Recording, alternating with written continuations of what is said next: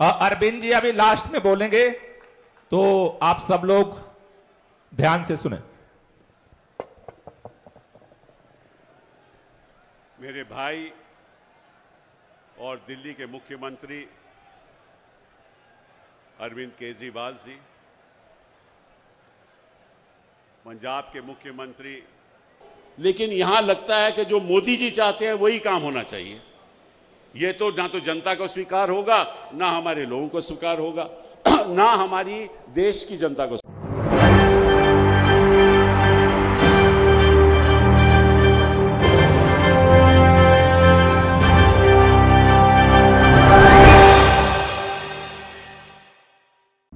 नमस्कार, ESPN 9 news देख रहे हैं आप। आपके साथ मैं हूं मानसी जायसवाल।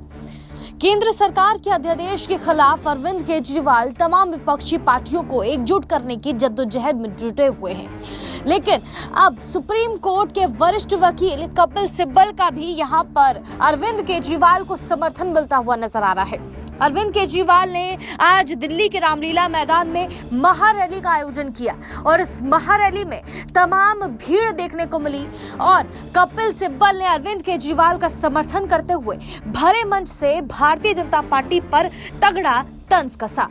अपने भाषण में उन्होंने लगातार 2024 के लोकसभा चुनाव के मद्देनजर मोदी सरकार पर तगड़ा हमला बोला। उन्होंने क्या कुछ बोला है, सुनिए। सुप्रीम कोर्ट के आदेश को उन्होंने खारिज कर दिया, उसको समझाने के लिए, और क्या वो सही है गलत है। मैंने स्पेशली कपिल सिब्बल साहब को आमंत्रित किया था। मैं तहे दिल से उनका शुक्रिया अदा करता हूं, उन्होंने हमारा इनविटेशन स्वीकार किया। मैं पूरे मान और सम्मान के साथ कपिल सिब्बल साहब को इनवाइट करना चाहता हूं। अरविंद जी अभी लास्ट में बोलेंगे, तो आप सब लोग ध्यान से सुने। मेरे भाई और दिल्ली के मुख्यमंत्री अरविंद केजरीवाल जी, पंजाब के मुख्यमंत्री भगवंत सिंह मान जी, मंच पे बैठे हुए दिल्ली सरकार के मंत्री, मंच पे बैठे हुए आम आदमी पार्टी के वरिष्ठ नेतागण, भाइयों और बहनों, मुझे याद है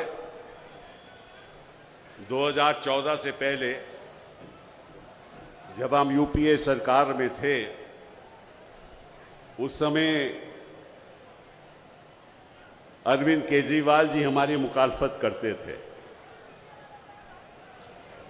और हमें लगता था कि गोदी मीडिया उनके साथ है।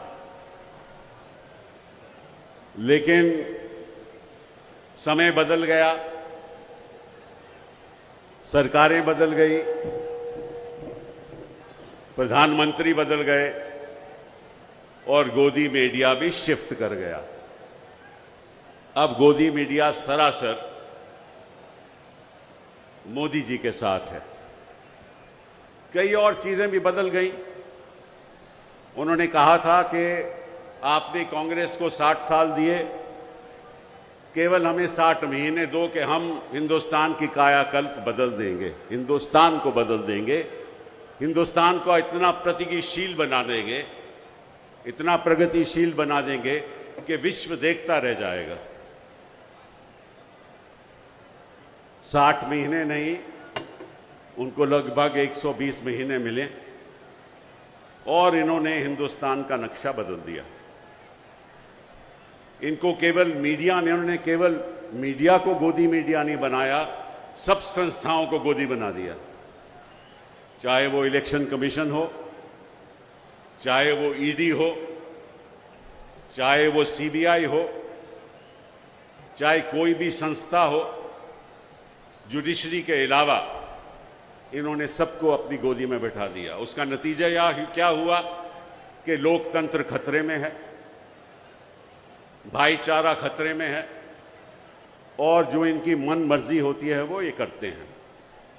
आज मैं आपके सामने एक निर्दलीय सांसद के रूप में खड़ा हूं और मैं सोचता हूं और जानता हूं कि वक्त आ गया है कि सभी विपक्षी दलों को एकजुट होकर मोदी जी का सामना करना होगा।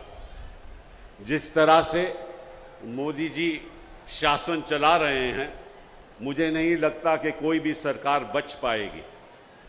आपको याद होगा कि हमेशा मोदी जी मंच पे कहते हैं कि मुझे एक डबल इंजन सरकार चाहिए। अब डबल इंजन सरकार का मतलब क्या है?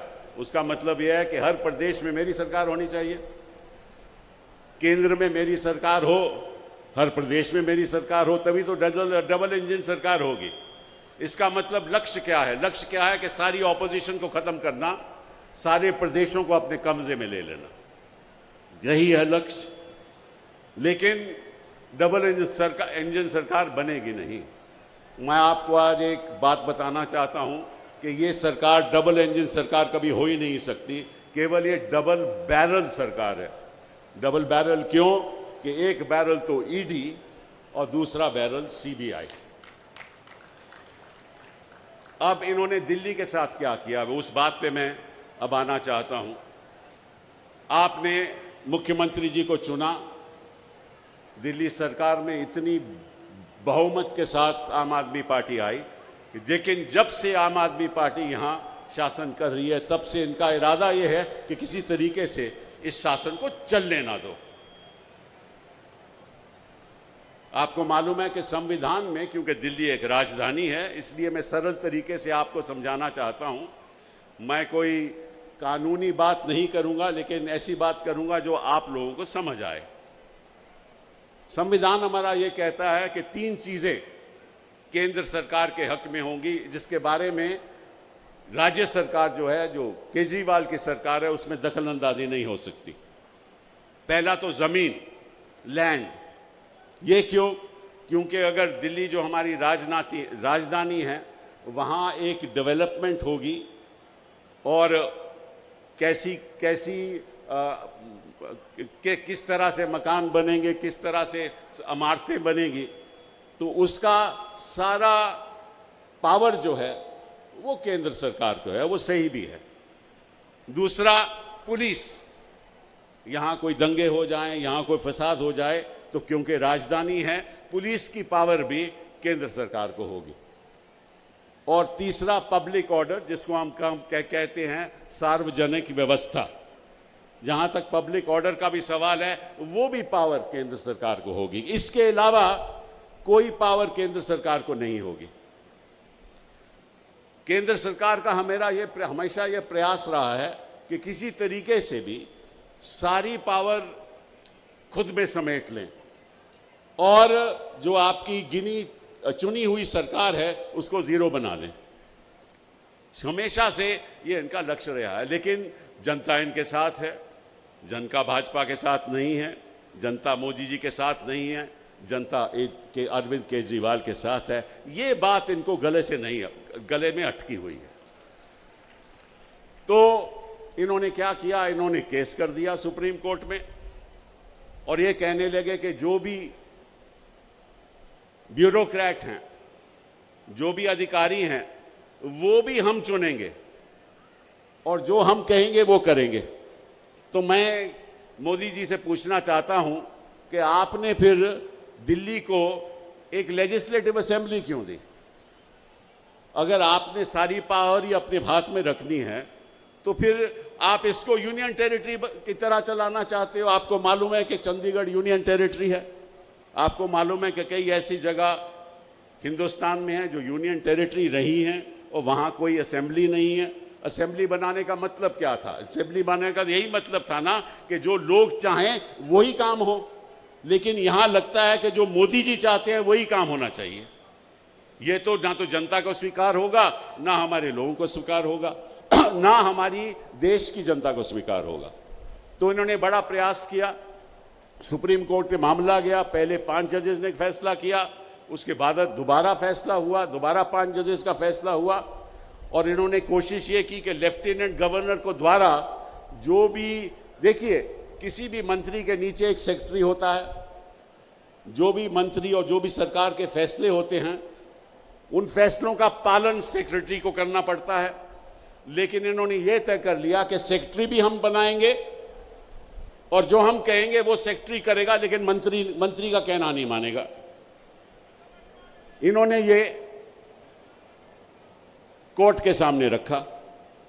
कोर्ट ने कहा ये असंवैधानिक है, ये गलत है, क्योंकि फिर इलेक्टेड गवर्नमेंट का, लेजिस्लेटिव असेंबली का, मंत्रिमंडल का फायदा ही क्या है?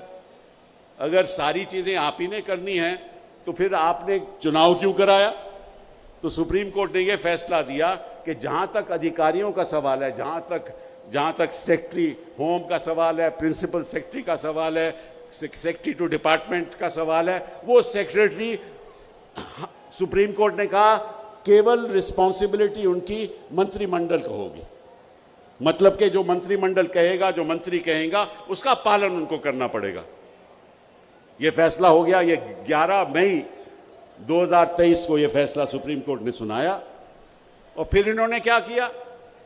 इन्होंने 19 मई को एक अध्यादेश जारी कर दिया।